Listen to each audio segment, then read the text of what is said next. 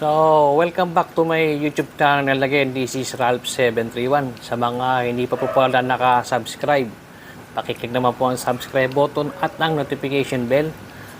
Okay, our topic po today, itong yung boots. Ito. So, last time, pinarepair ko to kay Bong de la Cruz. Ito, pinalitan ng yung mga na-expired na plastic yan. So, last summer, hindi ko nagamit to dahil yung mga strap na putol. So, eto, buti, tagal ko po nag-aabangan nito. Buti, may nag-post sa Shopee, ayan, na kabili ako yung strap. So, 2 sets po itong kinuha ko, ayan. Nabili ko sa Lex Gears po ba yan. So, ilalagay natin dito. 400 per set po ang kuha ko.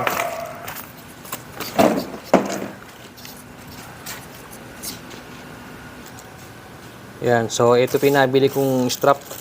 2 sets para sa dalawang boots. So, isang set po nito, 4 na piraso. Ayan. So, ito, naputol na yung mga ibang strap. So, ito natira. Yan na po yan natira dyan.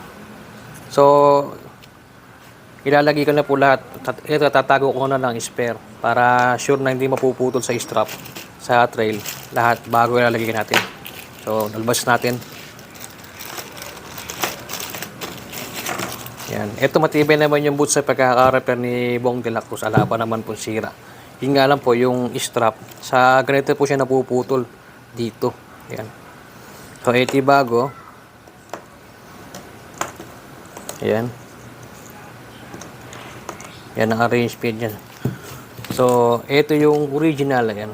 Sa itaas. So, parehas naman po. Yan. Tingnan natin kung mailalak. Yan. Nahirapan din po kumanap ng lock na to. Tagal ko naghihintay. Buti may lumabas online. Ayan. Kasya fit. So, sakto. So, hindi na po natin bibidyo. Ikabit to. Dinemo ko lang po. Ito, tingnan natin dito kung papasok.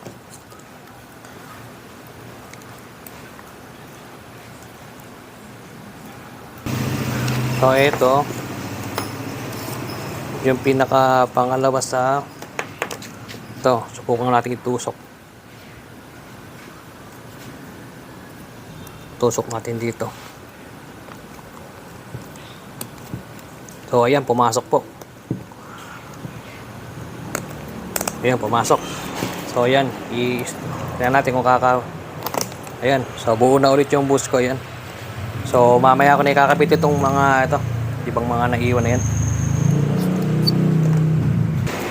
So, salamat po sa mga nanood at paki-like na rin po pala yung aking page, yung RR731 Moto Online Shop para sa kailangan nyo po ng KLX parts, at yung sa page yung Ralph731.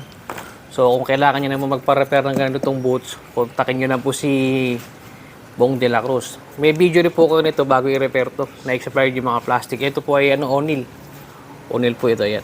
Okay, so salamat po, hanggang dito na natin video.